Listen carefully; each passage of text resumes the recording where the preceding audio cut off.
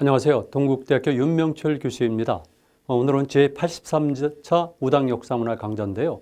제가 여러분과 함께 만날 강의 내용은 고조선의 건국과 홍익인간 그리고 현대적 가치가 되겠습니다.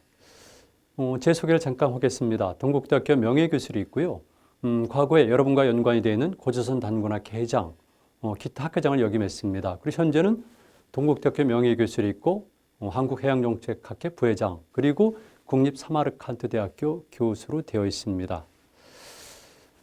2012년까지 낸 저서들인데요. 그 이후에도 제가 책을 많이 냈습니다. 그리고 작년에 명예교수가 됐기 때문에 이제 좀 더 침착하게 많은 저서들을 내고 있고요. 제가 주로 연구하는 분야는 예를 들면 한민족의 역사, 그리고 동아시아 해양사, 그리고 또 한 가지는 중요한 거지만은 제가 주로 한민족의 정체성을 찾는 작업을 해왔기 때문에 제 관심은 당연히 제가 말씀드리는 원조선, 일반인들이 얘기하는 고조선이죠. 원조선, 단군, 그리고 독립운동까지 또는 독립전쟁까지 계속 지속되는 이런 작업들을 해오고 있는 겁니다. 11월 17일이 우당 선생님의 기일입니다. 여러분 꼭 기억하십시오. 그리고 저는 왜 단군과 민족사상을 강의할까? 이 부분도 제가 말씀을 드립니다. 그리고 우당 해이영 선생에 관해서는 여러 가지 스펙트럼이 있는데요. 그분의 범위가 워낙 넓습니다. 여러분들이 누구나 아시다시피 우리나라 근대 말부터 시작해서 근대 초까지 구한 말부터 시작해서 근대 초까지 우당 이해영 선생을 빼놓고는 우리 민족의 독립운동과 독립전쟁을 이해할 수가 없어요. 그리고 지금은 모든 사람들이 잊고 있지만 우리 민족 종교로서 단군을 표방한 대종교가 있습니다. 그래서 대종교와 독립운동 그리고 우당의 친구들 이상설 선생, 신채호 선생, 조상 선생 여러분들이 계신데요. 우리나라 독립운동의 혁혁한 빛나는 별들이죠. 이런 분들과 더불어서 같이 제가 말씀을 드립니다. 첫 번째는요. 들어가는 글인데요. 한민족에 대해서 제가 잠깐만 언급하겠습니다. 한민족은 우리 한민족 전체를 얘기합니다. 이때 민족이라는 것은 특별한 계급이라든가 특별한 신분을 얘기한 것도 아니고요.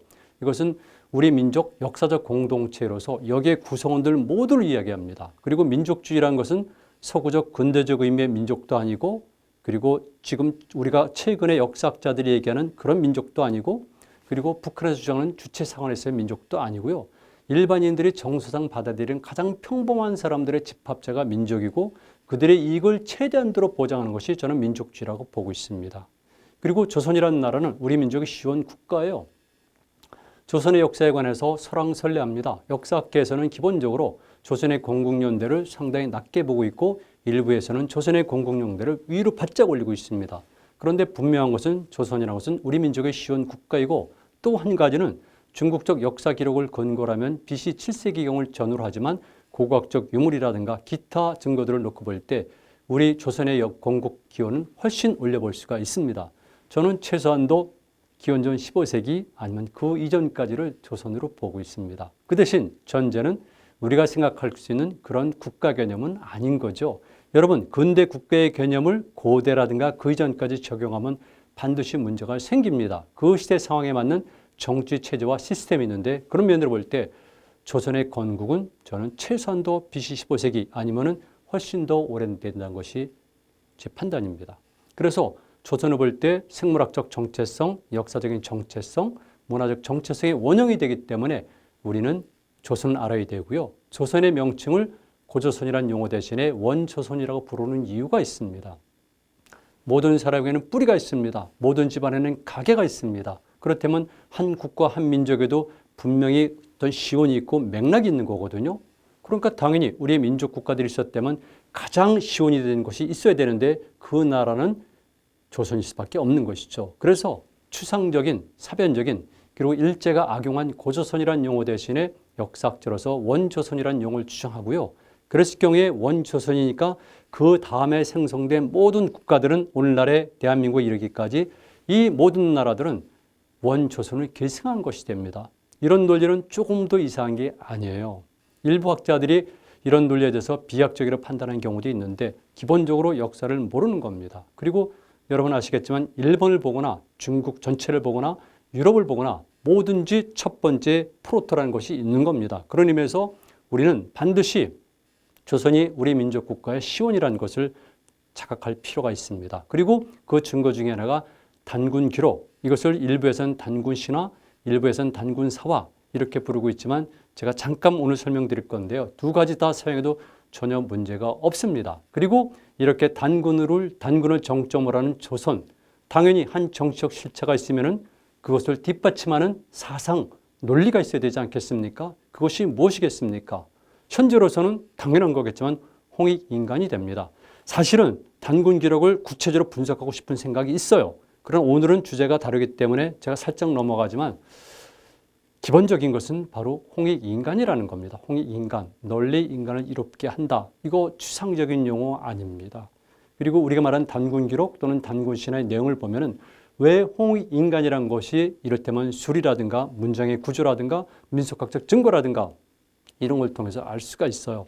여러분, 우리 역사를 볼 때 이제는 추상적이거나 아니면 그동안 배웠던 걸 가지고 우리 역사를 저평가하거나 아니면 추상적이라거나 이렇게 보지 마세요. 여러분들의 조상들도 이미 2000년 전, 3000년 전 그 이전에 우리 조상들도 지금 여러분 못지않게 정말 격동의 시기에서 드라마틱하게 온 힘을 다해서 역사를 운용해 온 겁니다. 그 결과 우리가 있는 것이죠. 왜 필요할까? 지금 여러분들이 아시겠지만 세계사적 질서 재편의 시기입니다. 동아시아 질서 말할 수 없습니다. 지난 시간에 이사장님이 말씀하셨지만 이런 위기들 민족사적으로 더 말할 나위 없는 것이죠. 그리고 또 하나 문명사적 위기입니다. 여러분들이 지금 겪고 있는 코로나 사태 이전에도 이미 현대 문명의 한계가 지적됐고 이 문명의 대전환이 오리란 것은 많은 학자들에 의해서도 제기가 됐던 문제죠. 신문명론 또는 비문명론, non-civilization이 되죠. 그런 과정 속에서 새로운 문명의 모델을 어디서 찾을까? 새로운 문명의 로직은 무엇일까? 이랬을 경우에 저는 개인적으로 우리 민족 사상, 특히 홍익인간에서 찾고자 애를 썼고 그런 논리를 전개해 왔다는 것을 말씀을 드립니다. 그런 의미에서 오늘 강의는 정말 의미가 있고요. 제 개인적인 생각은 청년 여러분들이, 대학생 여러분들이 그리고 초, 중, 고등학교 학생들이 많이 보아야 된다고 생각해요. 여러분들은 그리스 로마 신화를 굉장히 좋아하죠. 지금은 중국 신화도 많이 알잖아요. 영화를 통해서. 일본 신화도 물론 마찬가지고. 그런 것들은 다 인정을 하고 재밌다 그러면서 정작 우리 신화에 대해서는 관심이 없고 재미가 없다고 보고 있고 가치가 없다고 평가하고 있습니다. 여러분들 초, 중, 고등학교 학생들은 어리기 때문에 또는 지적으로 덜 성숙됐기 때문에 제가 이해할 수가 있어요. 그러나 대학생이라든가 청년이라든가 그 더 나이가 든 사람들이 우리 민족의 역사와 문화에 대해서 이런 태도를 갖는다는 것은 정말 문제가 있는 거죠. 홍익인간, 제가 말씀을 드리도록 합니다. 원조선은 어떤 나라인가? 사실은 이게이죠. 어디서 시작했을까? 첫 수도죠. 어디로 뻗어나갔을까? 여러분 원조선의 역사활동 범위를 아십니까? 그렇지 않을 거예요 아마. 그리고 있다 할지라도 설이 각각 다를 겁니다. 그리고 설을 주장해도 구체적이지 않습니다. 예를 들게 되면 우리가 소위 말하는 한반도, 소위 말하는 입니다. 소위 말하는 한반도 그리고 만주를 얘기할 경우에 여러분들 우리가 현재 흔히 말하는 현재 북한 지역의 자연환경이라든가 역사, 민속 이런 것에 대해서 잘 모르시죠? 압록강, 두만강 이북의 만주에 대해서 아십니까? 원조선의 핵출발지는 남조선과 현재 한반도 북부거든요. 근데 우리 몰라요. 그리고 말씀드리지만 우리나라 독립전쟁이 어디서 시작됐습니까? 어디서 가장 격렬하게 벌어졌습니까? 현재 우리가 말하는 한반도입니까? 아니에요. 바로 만주일 때입니다. 남만주일 때입니다. 그리고 이런 독립전쟁에 정말 커다란 기운을 일으키고 거기에 불을 지핀 인물들이 누구입니까? 오늘 제가 일부 말씀드리는 그리고 오늘 이것을 주최하는 우당 이혜영 선생과 그 동료들입니다. 그래서 우리는 사실은 그들을 이해하기 위해서라도 당시 원조선은 어떤 문화를 만들었고 운영했고 발전했는가 이런 것들도 살펴볼 필요가 있는 거죠. 제가 너무 서론이 너무 많은 것 같은데요. 어쩔 수가 없습니다. 이 짧은 시간 안에 저는 여러분들에게 가능한 한 많은 것들을 알려드려야 되거든요. 그리고 또 하나 말씀드리겠습니다. 조선, 원조선이죠. 이랬을 경우에 단군조선, 기자조선, 위만조선 세 가지로 세 단계로 일단 분리를 하고 있습니다. 일단 분리를 하고 있습니다. 그리고 넘어가겠습니다. 또 한 가지는 우리가 일반적으로 가지고 있는 나쁜 생각이 있습니다. 우리는 우수한 중국 문화의 영향을 받아서 우리식으로 소화한 다음에 일본 열도에 전해주는 가교 역할을 했다. 이게 브릿지론이거든요. 저는 그렇게 생각하지 않습니다. 문명의 개념, 그리고 동아시아의 역사와 그리고 문명의 실태를 파악한 다음에 정확히 규명해야 되는데 그런 노력이 있었습니까? 제 생각에는 별로 없었던 것 같아요. 그래서 저도 아직까지 가설 수준에 머무르 있고 물론 저는 논문이라든가 책을 여러 권 썼습니다만 아직도 가설 수준이에요. 그랬을 경우에 제 가설은 이렇습니다. 중화문명의 실체는 인정을 한다. 중화문명이 설정되는데 당연히 유화를 중심으로 한 지역의 문명의 영향을 준 건 확실하죠. 그러나 그것과 함께 북방유목문명이 전 세계가 주장하듯 실제한 겁니다. 그렇다면 당연히 중화문명과 북방문명이 있으면 동쪽에 동방문명이 있는 것이죠. 이게 바로 우리고 그 동방문명의 출발점이고 핵을 이룬 것이 흔히 말하는 원조선이라고 보는 겁니다. 이거 상당히 중요한 겁니다. 이런 구체적인 사실에 근거해서 그다음에 여기에 대한 자의식을 가져야지 우리가 제대로 설 수가 있는 것이지 추상적이고 과거에 배운 대로 우리는 중국문의 아류다 이런 생각을 갖고 있는 한 우리는 절대 자주적일 수가 없고요. 자주적이라는 것은 정적 자주, 경제적 자유만 의미하는 것이 아니라 실제적으로 마음의 자유까지 의미하는 겁니다. 냉정히 말씀드리죠. 저는 우리 한국 사람들이 절대 민족주의자라고 보지를 않습니다. 스스로 민족주의자라고 얘기를 하고 있고 민족에 대해서 굉장히 애정이 강하다고 얘기하고 있지만 제가 보기에 중국, 일본, 기타 여러 나라들과 비교할 때 우리 결코 그들보다 더 하지 않습니다. 이건 너무나 분명한 사실이에요.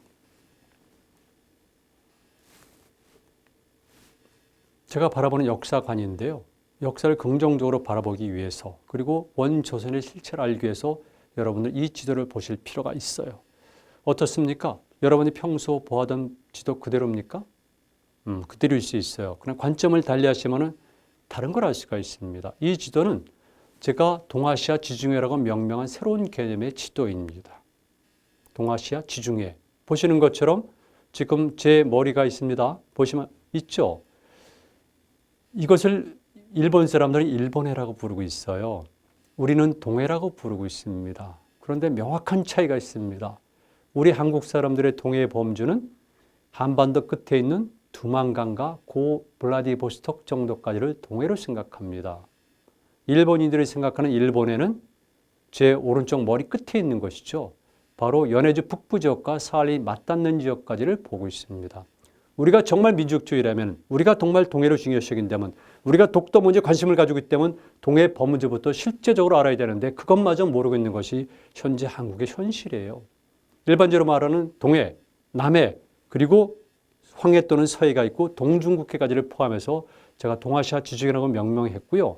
이런 지도를 놓고 보시면 알겠지만 우리는 중국 대륙에 붙은 주변부적 존재가 아니에요.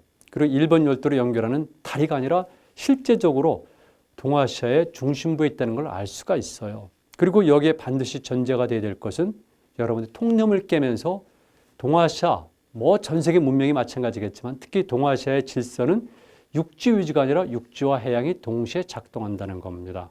제 주전공이 동아시아 해양사고요. 한국 역사학에서 해양사 학문을 만든 사람이 바로 저인데요. 우리 민족은 선사시대부터 원조선부터 그리고 고려 말까지는 역동적으로 13세기 초까지만 하더라도 사실은 일본을 압도하는 해양력을 갖고 있었어요. 그리고 동아시아의 모든 교류는 여러분들이 보시는 것처럼 해양을 통해서 이루어졌기 때문에 해양이 중요합니다. 그래서 제가 주하는 역사관도 반도사관이나 만주를 중심으로 한 대륙사관이 아니라 해륙사관, 즉 대륙과 해양을 하나의 유기체로 보면서 그리고 바다까지 연결되는 것을 해륙사관으로 보는 겁니다. 이게 우리 조상들이 그리고 단군신화, 홍익인간 그리고 기타 독립전쟁 하는 분들이 이르기까지 가지고 있는 역사관이죠. 세계를 하나의 유기적 일체로 보는 역사관. 그런 면에서 볼 때 우리는 정치의 코어에 있구나. 그리고 모든 경제적 물리의 허브에 있구나. 그리고 문화 또는 문명의 인터체인지 노는 심장에 있다는 걸 알 수가 있어요. 오늘 여러분들은 제 강의를 어렵게 생각하지 마세요. 그냥 개념만 이해하시면 됩니다. 우리 역사를 바라볼 때는 이제는 이렇게 동아지중해라는 모델 속에서 바라볼 수 있구나. 그리고 우리 민족은 해양 활동이 매우 활발했고 거기에 따라서 우리 민족의 운명도 많이 영향받았구나 하는 것을 이해하시고 다음 기회에 차근차근히 여러분들이 해양을 통한 우리 민족의 역사를 보면 되겠습니다. 간단히 넘어가겠습니다. 자, 이제 본론으로 들어갑니다. 벌써 17분이 지났거든요. 사실은 이 강의가 꼭 60분 강의인데요. 벌써 17분이 지났습니다. 좀 아쉽지만 저는 빠른 시간 안에 여러분들에게 오늘 강의의 본 주제에 관해서 말씀을 드리죠.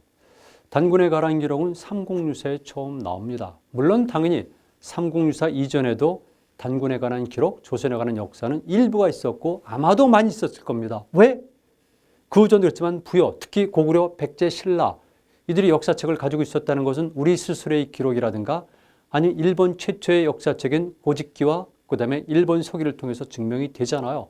그렇다면 그 이전에 선행국가인 조선에 관한 역사 기록은 분명히 있었던 것이지만 그 기록들이 사라지게 된 겁니다. 그리고 다만 삼국유사를 통해서 흔히 말하는 단군 신화의 부분을 통해서 우리가 단군이란 존재 그리고 조선이 어떤 생각을 하고 있고 어떤 사상을 가지고 있고 어떤 식의 사회체를 이루는 것을 볼 수가 있는 것이죠.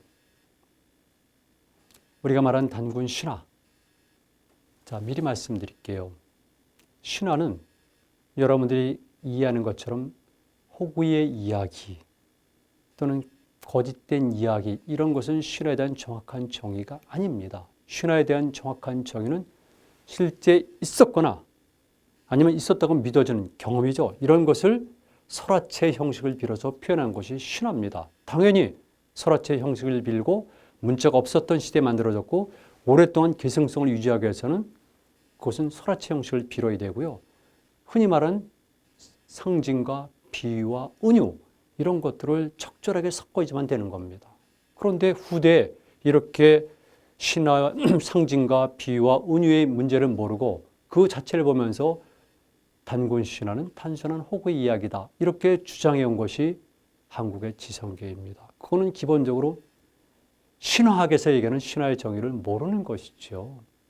그러니까 제 신화의 정의에 따르면 그리고 신화학자들의 정의에 따르면 우리가 흔히 말하는 단군 신화는 실제 있었던 사실이고 사실을 토대로 해서 설화체 형식을 빌었고 그리고 오랜 세월에 걸쳐서 차차차 변형해 오면서 이른의 삼국유사 때 이른의 삼국유사에서 우리가 알고 있는 것처럼 정의가 된 것이죠. 신화를 이해한다는 것은 굉장히 중요해요. 그리고 신화가 없는 민족이 어디 있습니까? 당연히 신화는 있죠. 우리 민족사에서도 보면은 조선도 신화가 있잖아요. 용비어천가 아시죠? 고려도 왕권을 비롯한 신화들이 있잖아요. 그렇다면 그 훨씬 이전에 흔히 말하는 원조선에 신화가 있었던 건 당연한 거고 신화가 있어야지만 그들은 신들의 후손이 되는 겁니다. 최근에 일부 분들이 오해를 하시는데요. 북한이 처음부터 이 원조선, 즉 고조선을 굉장히 긍정적으로 평가하고 단군에 대해서 높이 평가한 것으로 알고 있고 오해를 하고 있는데 그렇지는 않습니다. 학자로서 정확히 말씀드립니다. 이미 그 이전부터 제가 비교하는 논문을 썼기 때문에 또 그 이후의 상황을 보면서 정확히 말씀을 드리지만 북한은 고조선을 즉 첫 계급 국가라고 보고 노예 소유주의 국가라고 얘기를 했습니다. 단군에 관해서도 흔히 말하는 단군 신화에 대해서도 계급적 통치배들이 이런 표현이 들어가면서 호구 이야기라고 그랬습니다. 다만 북한이 주체 사상, 뒤를 이은 주체 사관을 통해서 조선, 원조선에 대한 재평가 그리고 단군에 대한 재평가가 이루어지면서 지금 일부 사람들이 이해하는 것처럼 북한이 표면상 민족주의적 요소를 띠고 있다는 것이죠. 사실을 정확히 하는 것이 중요합니다. 단군 진영입니다. 이 단군 진영은 일반적으로 우리가 알고 있는 이승 선생과 연관된 새로 만들어진 표준 영정이 아니라 솔고가 그렸다고 전해지는 것이고요. 대종교에서 보관돼 왔다고 전해지는 바로 단군 진영입니다.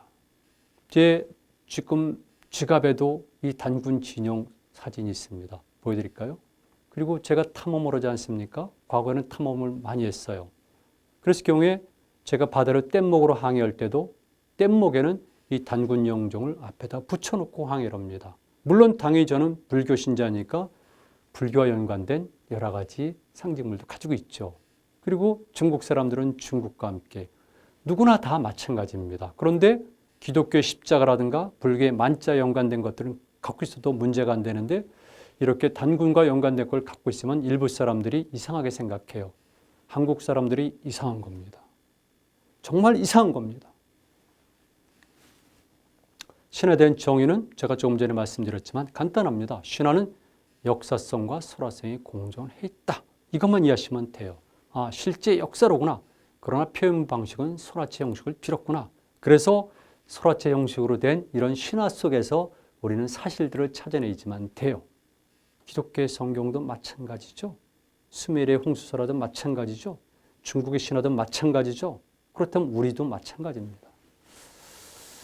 단군 신화에는 변형의 요소가 많이 내재되어 있다. 어느 신화나 마찬가지겠지만 처음에 출발할 때를 원형이라 그럽니다. 그러나 시간이 지납니다. 공간이 이동합니다.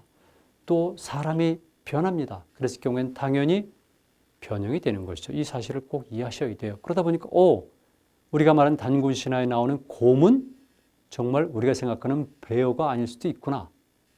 확실합니다. 이런 것도 염두에 두셔야 되고요. 그 외에도 많이 있습니다. 꼭 기억하세요. 단군 신화는 변형의 요소가 많이 내재되어 있다. 자, 여러분들이 보시는 것이 바로 이른의 삼국유사에 나오는 고조선 주왕입니다. 그래서 제가 이 페이지 전체를 보면은요, 앞부분의 일부는 역사적 서술입니다. 그리고 나머지 대부분은 신화적 형태를 빌은 거고요.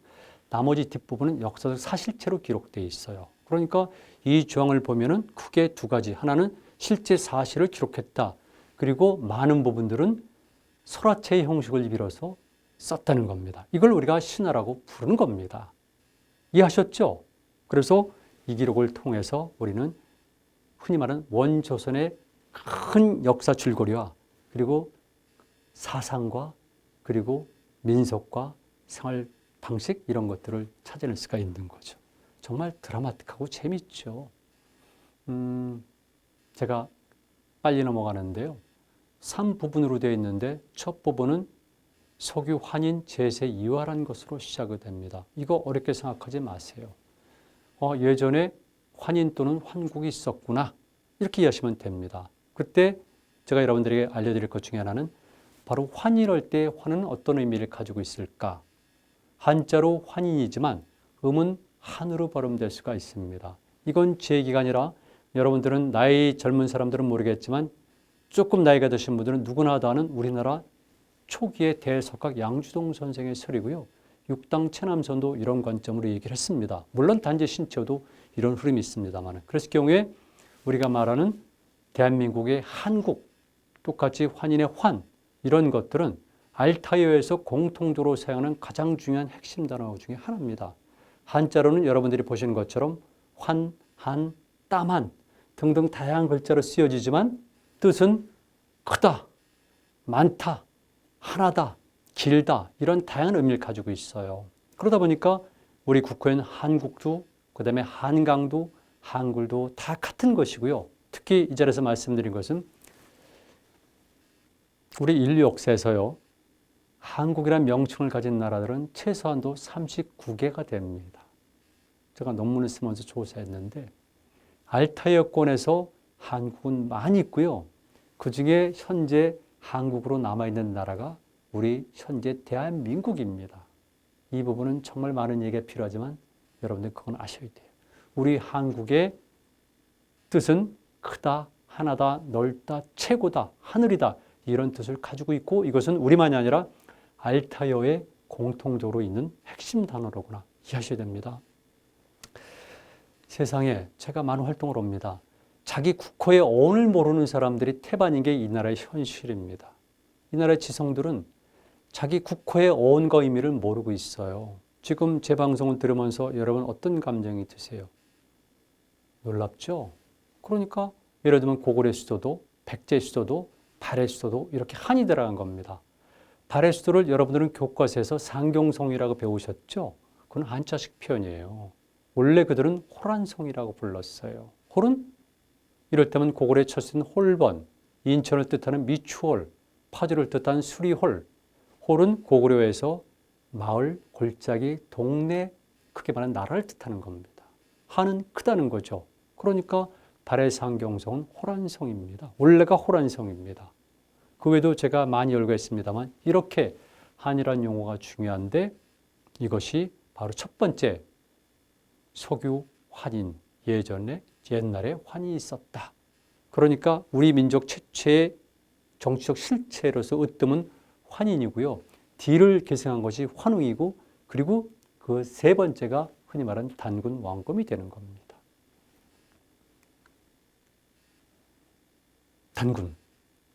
육당 체남선 선생은 이것을 탱글이라고 발음해서 하늘 이렇게 얘기를 합니다.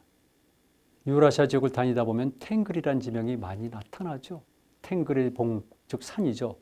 이런 것을 비롯해서 많이 씁니다. 그래서 육당 선생은 이렇게 터키까지 이루어지는 발칸반도까지 이루어지는 이런 문화권 속에서 머리, 즉 대가리를 뜻하는 것이 바로 탱글이라고 얘기를 하고 있습니다. 이거 경청할 만한 것입니다. 자, 조선 경국전입니다. 정도전이. 제가 이걸 쓴 이유는 바로 조선을 세운 사람들은 조선 그랬을 경우에 그 조선은 우리가 말한 단군의 조선이 아니라 기자의 조선이었다는 것을 말씀을 드려요. 자주적이 됩니다. 이때 자주란 것은 정치적 자주만이 아니라 정적으로 자주적여야지 경제적으로 자주가 될 수가 있고 그리고 인간이 자유의지를 가질 수가 있어요. 이거 잘못하면 또 북한 주장과 비슷한 것 같은데 그건 전혀 다르죠. 자, 환웅이 있습니다. 서자, 환웅. 서자라는 얘기도 넘어갑니다. 환웅입니다. 환웅은 말 그대로 큰 웅이란 뜻이고요. 수컷이란 뜻일 수도 있어요.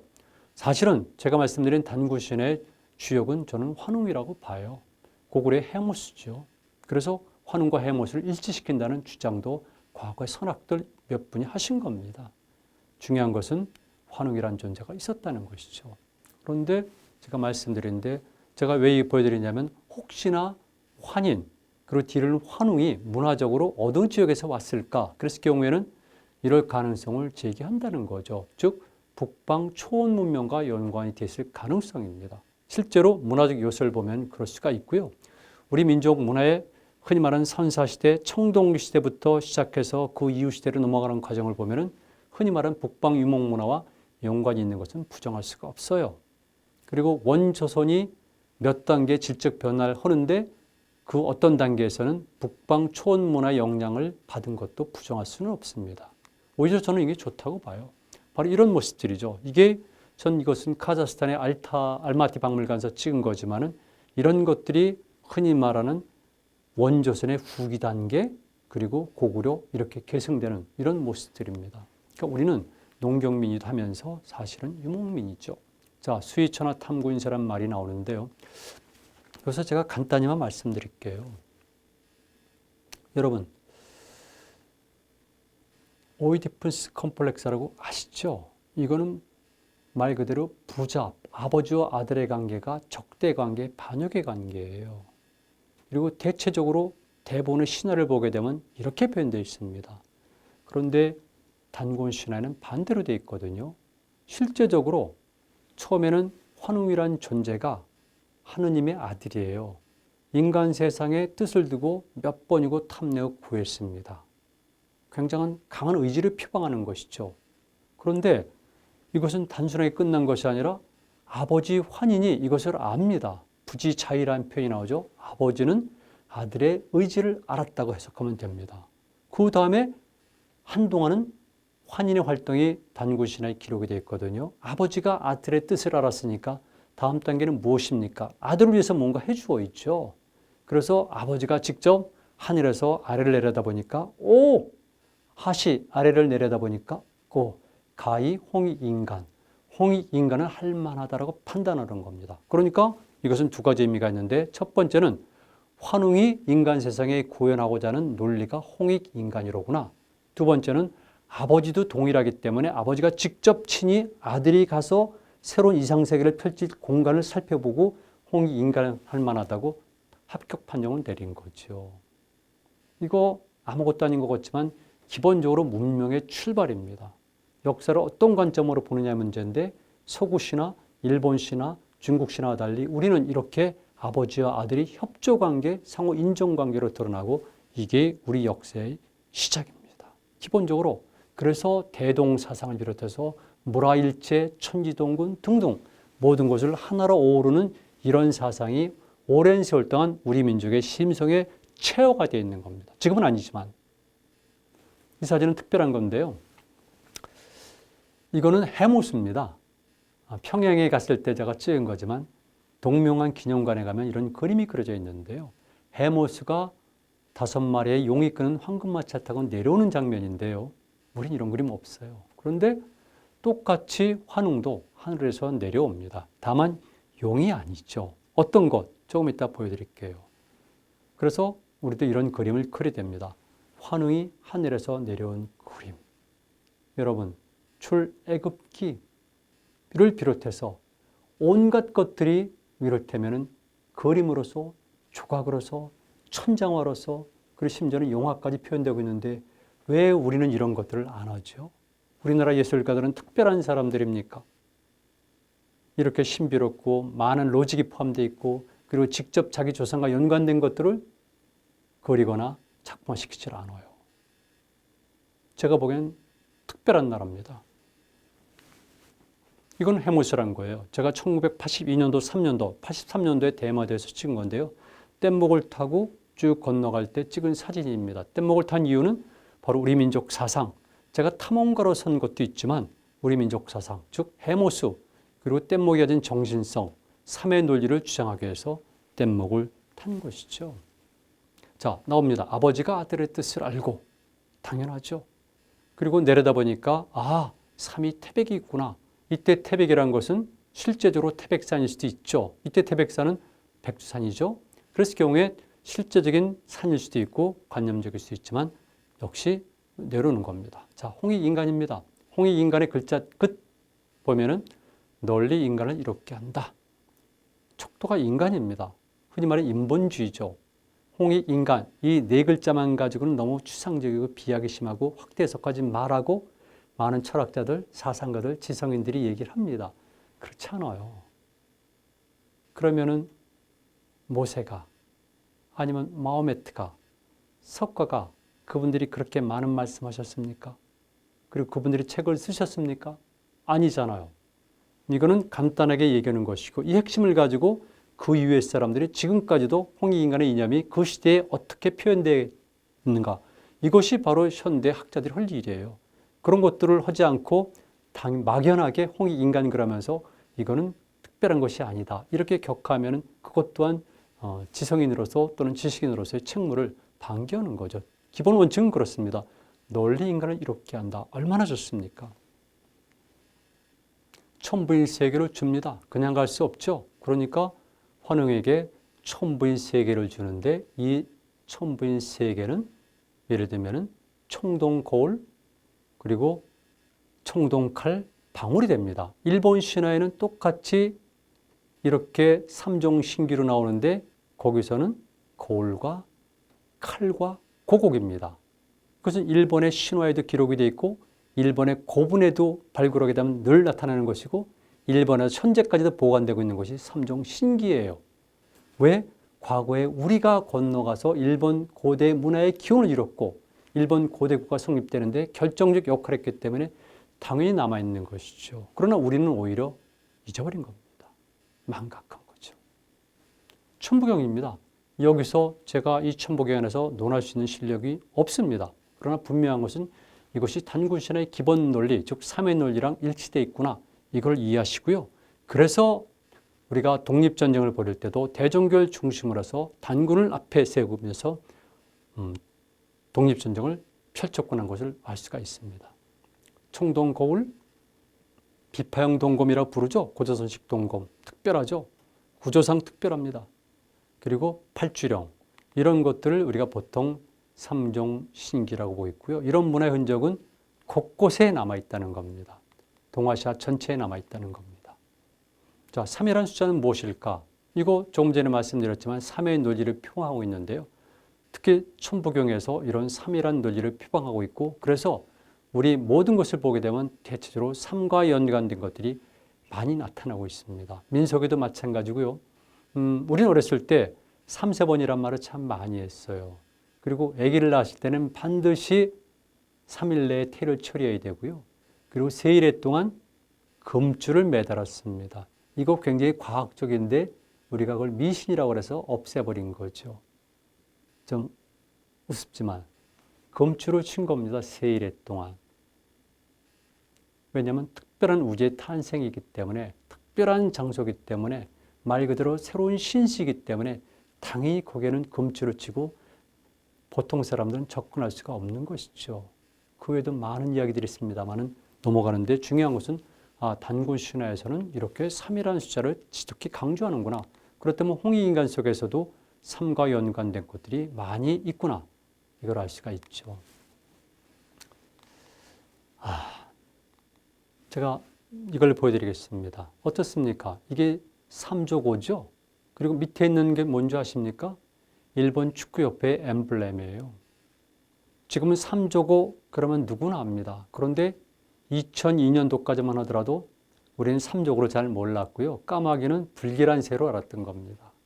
실제로 우리와 굉장히 연관이 깊고 그리고 고글에서는 굉장히 중요한 새인데 우리는 오히려 중국 사람처럼 까마귀를 불길한 새로 알아온 거죠.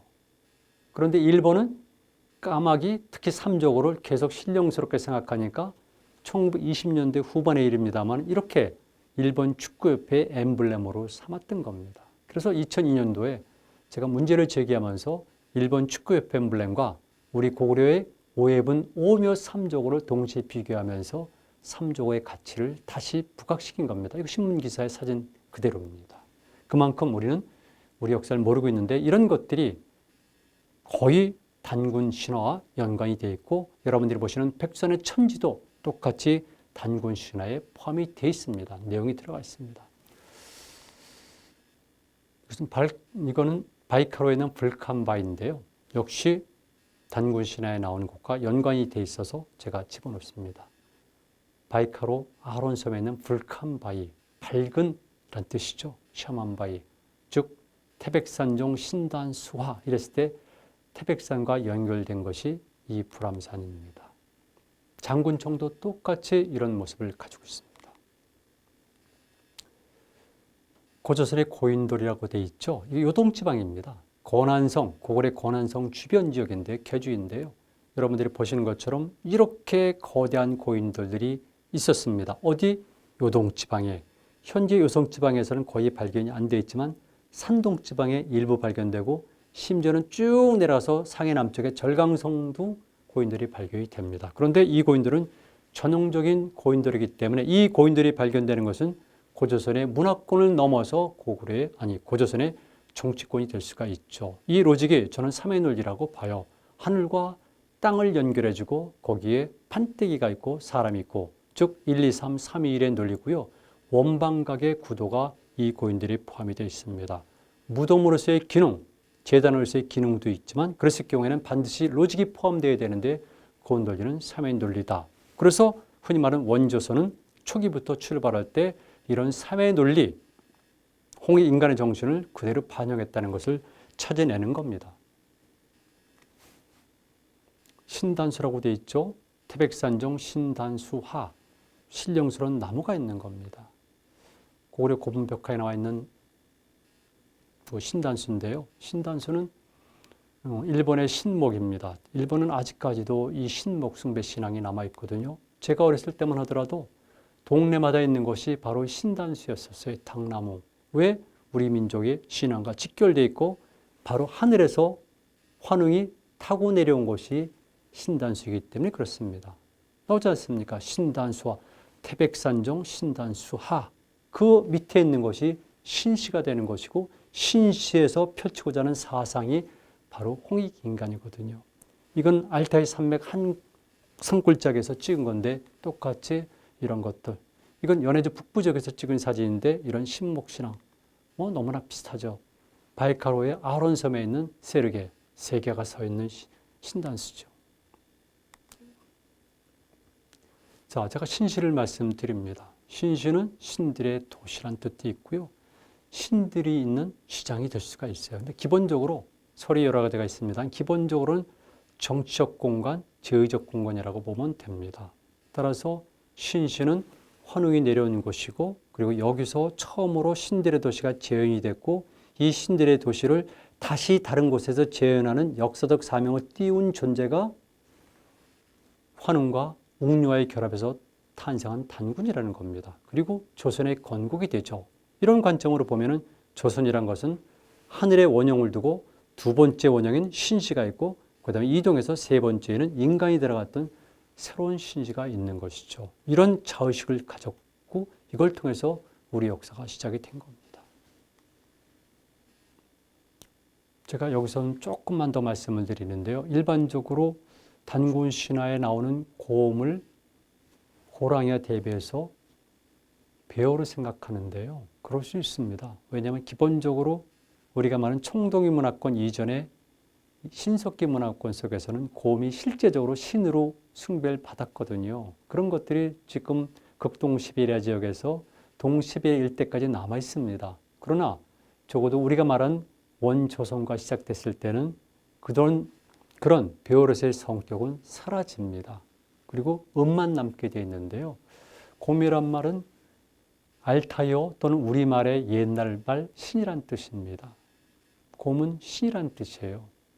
감, 검, 곰, 개마 이런 것들 이게 전부 다 곰을 뜻하는 언어입니다. 예전엔 다 그랬어요. 그리고 백두산도 여러분들은 백두산 그러면 처음부터 백두산은 백두산이었구나 생각하시는데 그렇지 않습니다.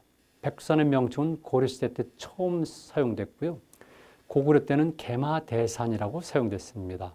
또는 개마산. 그리고 해모시의 부인 유화가 활동한 것도 웅심산 또는 웅신산으로 되어 있어요. 이때 웅이란 것은 곰배어가 아니라 알타이어에서 신을 뜻하는 말입니다. 그래서 이런 것들이 쭉 남아 있으니까 당연히 백제 수도와 연관된 몽천도 그리고 두 번째 쓰는 웅진도 곰이 아니라 고마나루가 되는 겁니다. 신의 나루가니까 당연히 수도란 뜻이죠. 그리고 웅진을 북서에서는 고마성이라고 불렀어요. 그 외에도 이런 예는 너무나 많이 들어요. 일본에서는 당연히 고구려를 고마라고 부르고 신을 감이라고 부르지 않습니까? 이게 알타이어에서 저하는 감개 언어입니다. 여러분 너무나 기본 아닙니까? 근데 우리 모르고 있어요. 제가 간단히만 설명드리지만 이번에 결론을 말씀드리면 단군 신에 나오는 곰이란 그러니까 웅이란 한자는 처음에는 배어를 뜻하는 생물학적 의미 곰이지만 그 이후에는 뜻과 음이 신으로 돼서 우리 역사에서 신해란 말로 계속 전승이 됐다는 겁니다. 그래서 우리의 중요한 것들은 대체로 감개 언어로도 전부 다 돼 있어요. 나라 명칭, 산의 명칭, 강 이름, 마을 이름 이런 것들에 많이 들어가 있는 겁니다. 서울 사는 분들 혹시 검단산 아세요? 검단산. 지금 팔당대교 옆에 있는 검단산 있지 않습니까? 이거 당연히 그 뜻입니다. 경기도 김포, 원래 금포, 검포죠. 여러분들이 잘못 알고 계시는 거예요. 사료에는 검포, 금포로 되어 있어요. 신의 뜻입니다. 그 외에도 말할 수가 없이 많은 예가 있어요. 그래서 단군신에 나오는 곰은 생물학적 의미의 곰을 넘어서 이미 신이란 뜻이죠. 땅의 신입니다. 하늘에서 나는 환웅, 이런 천신과 땅에 있었던 토착신적인 지모신의 결합에서 탄생된 존재니까 단군 왕검은 하늘과 땅의 결합이 되는 거죠. 그 후손이 바로 우리입니다. 하늘과 땅의 결합에서 태어난 존재가 바로 우리 민족의 시원인 단군이다. 그렇게 되면 우리 민족은 천선민족이 되는 것이고 이런 생각이 고구려, 백제, 신라, 가야까지 다 남아있기 때문에 심지어는 왕건에 이르기까지 그래서 늘 천과 연관성을 주장하는 건데 이런 것들을 우리가 조선시대 이후에 잃어버리고 잊어버린 겁니다. 그리고 지금은 오히려 그걸 이상하게 생각하고 있어요. 아니에요. 모든 종교인들 한번 생각해 보세요. 본인이 어떤 종교를 믿든지 간에 그 종교를 처음 창시한 사람을 시대로 모시지 않습니까? 근데 왜 우리는 그렇지 않죠? 잘못된 겁니다. 제가 보여드리는 것은 바로 백제 두 번째 수도인 웅진, 곰나루죠.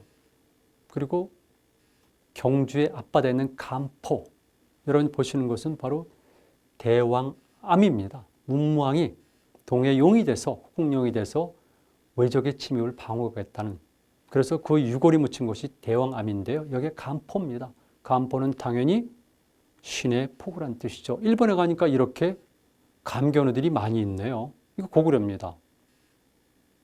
여기 보니까 동경 근처에 가게 되면 바로 사이타마현에 고려 약강왕을 모신 사당이 있고요. 여긴 전체가 그렇습니다. 역시 고마신사라고 부르고 이 지역의 명칭은 고려 또는 고마로 되어 있습니다.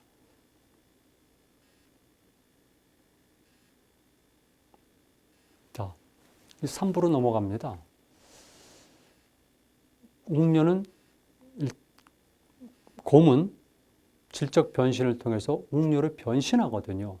그런데 변신한 다음에는 더불어서 결합할 사람이 필요한 겁니다. 그래서 늘 빕니다. 이제 웅녀 몸을 얻었으니까 이제는 상대방을 원하기 때문에 늘 신단수 밑에 가서 비는 겁니다. 인간이 되게 해주십시오 라고. 이런 것들이 계속하게 되는 겁니다. 그런 상태에서 당연히 환웅은 곰에게 이런 금기를 부과합니다. 숫과 만으로 지면서 100일 동안 햇빛을 보지 마라 그럽니다. 여러분 다 아시잖아요. 동굴에 들어가서 100일 동안 햇빛을 보지 않으면 인간의 몸을 얻을 것이다. 그래서 곰과 호랑이가 각각 들어가서 수행을 하는데 곰은 37일 만에 끝을 내고 인간의 몸을 얻게 되는 겁니다. 이래서 37은 20일이라는 숫자가 나오는 것이고요. 우리 민족 산속에서도 세일에 또한 금줄을 친다든가 이런 것들은 다 연관이 되는 겁니다. 그래서 곰은 환웅이 부과한 이런 특별한 의례를 극복하면서 인간이 되고요. 인간이 된다면 다시 환웅과 결합을 하기를 원합니다. 그러니까 환웅의 입장에서는 이제 인간의 몸이 된 웅녀와 결합을 해야 되는데 하늘의 신과 웅녀와 결합을 하게 되면 여기서 탄생할 수 있는 존재는 신이 되거든요. 아킬레스 아시죠? 아킬레스. 그러니까 이거는 신과 인간의 결합에서 태어난 존재인데 그렇게 되면 인간의 역할이 약화되니까 단군신화 속에서는 인간으로 변한 곰과 다시 하늘의 신인 환웅도 인간으로 변해가지고 인간과 인간의 결합이 되는 것이고 거기서 탄생한 존재가 단군왕검이 되다 보니까 단군왕검은 신들의 자식이 아니라 이미 신에서 인간으로 변한 인간과 인간의 결합의 자손이 되는 겁니다. 그렇다면 우리가 말하는 단군왕검이라는 존재는 천재 우리가 얘기하는 인간과 보다 가깝게 되는 것이죠. 이렇게 논리를 고도로 구사한 이유는 뭐겠습니까? 역사의 주체는 인간이라는 인본주의라는 것을 보다 확실하게 이야기하기 위해서 이런 식의 개념 장치를 만든 겁니다. 자, 결론은 여기 말씀을 드려요. 단군신화에 대한 결론을 말씀드리고 이어서 홍익인간과 무당선생에 대해서 조금만 더 언급하겠습니다. 단군신화를 만든 이유는 이렇습니다. 첫 번째는 그 집단의 시원, 원조선의 시원인 조선과 그리고 첫 번째 정적 실제 군장인 단군은 어떤 성격을 가지고 있는가를 표현한 겁니다. 그랬을 경우에 단순한 것이 아니라 첫 번째는 하늘의 뜻이 발현된 곳이다. 즉 이상사인 하늘을 지상에 구현한 것이 조선이라는 것을 표현한 겁니다. 그리고 이 표현한 실제 긍정적이고 적극적인 역할을 하는 존재는 환웅인데 환웅이 올 때는 단순한 것이 아니라 아버지 환인의 뜻을 이해하고 지도를 받아가면서 왔다는 것. 이해되시죠? 그런데 흔히 말하는 인간 세상에는 곰과 호랑이로 표현되는 기본적인 토착 세력들이 있었다는 겁니다. 그랬을 경우에 이 하늘에서 온 세력과 땅에 있었던 세력과의 결합, 문화적으로 얘기하게 되면 밖에서 들어온 북방 유목문화인들과 현재 이적에 있었던 농경문화인들은 어떤 식으로 결합을 할 것인가, 이게 중요하잖아요. 여러분 문명의 충돌이라는 것 아시죠? 문화의 갈등도 굉장히 심각하지 않습니까? 만약에 기존의 토착 세력들이 있는데 북방 초원에서 새로운 유목민족들이 막강 군사력을 가지고 들어온다고 생각해 보십시오. 이 과정 속에서 엄청난 갈등과 충돌이 발생할 수 있지 않습니까? 실제로 발생할 수가 있어요. 그런데 우리 단군신화를 보게 되면 이런 것들이 충돌이 아니라 결국은 조화 합일의 관계로 만들어진다는 겁니다. 그래서 단군신화에는 제가 간단히 설명드렸습니다만 여러 가지 장치를 써서 마르크시즘에서 얘기하는 것처럼 양쪽으로 축적이 됐을 때 어떤 계기를 만나가지고 질적으로 전환한다는 것이 아니라 갈등과 투쟁의 논리가 아니라 이것은 예비상을 설정하고 중간 단계를 만들어가면서 내려오는 하늘의 존재도 자기 존재와 권리를 일부 포기하고 땅에 있었던 토착 세력들과 기존의 세력들도 흔히 말하는 보수 세력이라고 볼 수가 있죠. 이들도 자기들의 권리를 일부 포기하면서 서로가 만나면서 조화를 이루어가는 것이 단군신화의 모습이에요. 세계 신화들이 많은데 이런 식의 신화를 구조를 가진 경우는 거의 없습니다. 흔히 말하는 동북 시베리아에서 우리가 말하는 소위 소수민족들의 신화에서 이런 것들이 보이지만 고도로 문명화된 국가를 세운 지역에서 이런 신화가 나타나는 것은 거의 찾아볼 수가 없어요. 그러니까 우리가 말하는 단군 신화는 바로 새로운 세계를 만들 경우에 갈등과 투쟁이 아니라 조화 협력을 지향해야 된다는 것, 이걸 얘기하고 있습니다. 그러기 위해서는 다양한 단계를 거쳐야 되고 다양한 상황을 미리 만들어가면서 천천히 해야 된다는 것이 설명이 되어 있습니다. 그리고 궁극적으로 여기서 지향하는 것은 무엇이겠습니까? 당연히 인본주의죠. 역사의 주인은 인간입니다. 역사의 주체도 인간입니다. 주인과 주체는 다르거든요. 그런데 우리는 주인과 주체를 동일하게 인간으로 보고 있는 겁니다. 그래서 신들의 세계를 구현하는 것이 아니라 이건 뭐냐면 철저하게 인간 세계를 구현하는 겁니다. 그래서 홍익인간이라는 이념은 아버지 하늘도 인정하고 그리고 아들인 환웅도 가져왔고 그리고 그들의 자손인 단군왕검도 이것을 그대로 인정하라는 겁니다. 그래서 홍익인간이란 널리 인간을 이롭게 한다는 말이 딱 못이 박혀 있고요. 물론 이때 인간이라는 것은 현재 우리가 이야기하는 인간과는 조금 다릅니다만은 기본적으로는 같습니다. 그리고 저는 이렇게 갈등과 투쟁을 무하는 그 조화 합의를 지향하는 세계를 3이라는 숫자를 표현하고 있어요. 3의 논리. 이것이 바로 단군 신화가 표방하는 인간주의와 홍익인간이라고 볼 수가 있는 거죠. 그렇다면은 이런 것들은 현대 어떤 의미를 가지고 있을까? 제가 우당 선생과 연관이 지어서 말씀드립니다. 조선이 멸망했습니다. 그리고 즉시 그리고 그 전부터 이미 갔습니다만 그 시기를 전후로 해서 남만주 일대에서는 독립군들이 활동하기 시작했습니다. 19세기 초에 1812년을 정식으로 보고 있습니다만 이미 그 전부터 압록강과 두만강을 넘어서 많은 사람들이 거기 살고 있었습니다. 그런데 여러분들이 아시는 것처럼 을사늑약 그리고 한일 합병을 전후해서는 본격적으로 많이 가거든요. 그때 이미 그 이전에 만주 일대에서는 특히 남만주, 서만주 일대에서는 일부 사람들이 힘을 모으면서 독립전쟁을 준비했는데요. 서쪽에서 현재 고구려의 첫 수도로 알려져 있는 환인 지역에서는 대종교 계통의 동창학교가 만들어졌습니다. 그리고 바로 동쪽에 가면 현재 통화위원은 주변 지역을 중심으로 해서 우당 이혜영 선생을 비롯한 분들이 조선 경학사, 신흥 강습소, 그리고 나중에 신흥 무관학교로 변합니다만 이렇게 많은 사람들을 모아서 학교를 만들고 역사를 강의하고 그리고 동시에 독립전쟁의 인재들을 양성하게 된 겁니다. 우리나라 독립전쟁의 주역은요, 제가 명확히 말씀드립니다. 대종교를 중심으로 한 겁니다. 그리고 이때 대종교란 것은 우리가 생각하는 것처럼 꼭 종교 집단으로 볼 수는 없어요.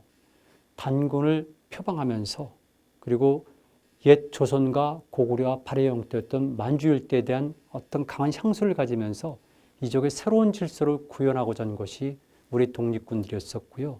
그러다 보니까 당연히 이들은 바로 단군 그리고 홍익인간을 앞에 내세운 겁니다. 1925년에 다물단이 창단되거든요. 다물단이란 것이 무슨 뜻입니까? 고구려 말로 려어, 위복구토, 즉 고구려 말로 이 땅을 수복하는 것을 다물이라고 그러거든요. 그러니까 그 당시 때 독립군들이 다물단을 창단한 것은 단순하게 옛 영토를 넘어서 옛 질서, 즉 원조선과 단군과 홍익인간의 이념을 남만주 일대에 새롭게 실현하겠다는 겁니다. 새로운 질서를 만들겠다는 거죠. 이 양반들이 1919년도에 만든 것이 무엇인지 아세요? 무독립선언서입니다. 음력 무오년이기 때문에 무독립선언서. 그러나 실질적으로는 1919년 2월 1일인데요. 우리나라에서 가장 먼저 있었던 대한독립선언서입니다. 대한독립선언서. 여러분들이 알고 계신 독립선언서는, 기미독립선언서는 정확히 말씀드리면 선언서입니다. 대한독립선언서와 선언서는 격의 차이가 있습니다. 그리고 선언서에서 쓰여진 용어들은 조선입니다. 우리는 조선 그랬을 경우에 굉장히 향수를 느끼지만 일제가 한일 합병을 하면서 바로 마지막 순종의 칙을 통해서 내린 것이 무엇이냐면 앞으로 한국이라는 용어는 사용하지 못하고 조선이라는 용어만 써야 된다는 겁니다. 그래서 조선이라는 용어를 계속 쓴 거고 따라서 적어도 우리가 말하는 근대 이후 대한제국 이후에 지금까지의 조선과 한국을 했을 경우에 한국이라는 용어는 특별한 거죠. 그래서 대한독립선언서라는 것이 있고 기미독립선언서는 그냥 선언서고 대한독립선언서는 한국이라는 용어가 그렇게 많이 등장하고 기미독립선언서에는 조선이라는 용어만 등장하는 겁니다. 그리고 여러분들이 보시면 알겠지만 독립선언서의 내용입니다. 단군 대황족께서 상제의 좌우하사 우리의 기운을 명하시며 이것이 대한독립선언서에 나오는 규절입니다. 그렇다면 당시 우리 대한독립군들이 이렇게 단군 표방하면서 독립전쟁을 벌였구나 하는 걸 알 수가 있는 것이죠. 그래서 여러분들이 아시기는 단재 신채호, 김교훈 선생, 박은식, 이국로, 그리고 이시영 선생, 그리고 이혜영 선생, 그 이전에 이상조 선생 이런 대부분의 분들이 대전교와 직접 간접으로 관련을 맺고 있는 겁니다. 그렇다면 여러분 생각 드시죠? 단군이라 또는 흔히 말하는 고조선이나 홍익인간이다 이런 것들은 막연하고 추상적이고 관념적이고 현실 도피적인 것이 아니라 당대에서는 가장 혁명적이고 가장 전투적이고 가장 실천적이었다는 것을 알 수가 있어요. 그렇다면 지금도 가능한 거죠. 새로운 사상, 새로운 로직이 필요합니다. 그랬을 경우에 우리는 홍익인간에 대한 재해석을 통해서 단군의 역할을 재해석하면서 새롭게 사상과 형태와 그리고 운동 방법, 사회 개혁 방식도 찾아낼 수가 있다는 겁니다. 여러분들이 보시는 것은 바로 대한독립선언서의 전문입니다. 우당 이혜영 선생입니다. 우당 이혜영 선생은 이미 여러분들이 말씀하셨고 또 많은 분들이 말씀하시기 때문에 제가 간단히만 말씀드리고 오늘 강의를 마감할까 합니다. 특별한 분이죠. 그 전부터 우당 선생과 그분들의 형제들에 관해서 많이 알고 있지 않습니까? 그런데 특히 제가 여순 감옥에 가서 우당 선생이 돌아가신 것 이것을 보면서 특별한 감정을 더욱 갖게 됐죠. 우리나라 역사에서 이런 인물과 이런 집안이 있다는 것은 정말 다행입니다. 어디 이런 역사가 있겠습니까? 중국이 그렇습니까? 안 그래요. 중국이 민족주의 과거는 안 그랬죠. 우리가 그랬던 겁니다. 이혜영 선생입니다. 워낙 잘생기셨죠. 자, 을사늑역 당시에 바로 대안문 앞입니다. 대안문이죠. 대안문 앞입니다. 이게 바로 통화에 있는 신흥무관학교 터입니다. 겨울에 갔을 때 찍은 겁니다. 역시 통화에 있죠. 배달학교의 옛터. 신흥무관학교 옛터입니다. 여러분 생각해 보세요. 이분들이 활동하신 곳은 고구려의 수도권입니다. 핵심 지역. 그렇다면 단재 선생이 근련하고 있고 그 당시 사진을 보면 알겠지만 고구려 유적과 유물이 꽉 차 있습니다. 어마어마하게 많은 거죠. 그분들은 그걸 보면서 우리 민족의 역사 그리고 단군 그리고 원조선의 역사적 자긍심을 갖고 그 힘을 바탕으로 해서 독립선언서에도 그런 내용을 쓰고 힘을 갖고 독립전쟁을 벌입니다. 1920년대 중반까지 우리가 흔히 말하는 독립운동, 독립전쟁의 주역은 바로 대종교인들과 함께 당군을 앞에 내세웠다는 걸 잊어서는 안 됩니다. 이것이 역사의 진실입니다. 어떤 식으로 얘기를 하더라도 역사학자로서 사실을 말씀드립니다. 아시는 것처럼 우당 선생이 체포당하는 사진이죠. 법원이 터져 여순에 있는 겁니다. 그리고 우당 선생이 돌아가신 여순 감옥에 가면 이런 글귀가 있습니다. 우당 이혜영 선생. 그리고 중국 정부가 한 거죠. 혁명열사 증명서. 그래서 우당 선생을 높이 평가하는 겁니다. 우당 선생에 관해서 다양한 스펙트럼이 제기되고 있습니다.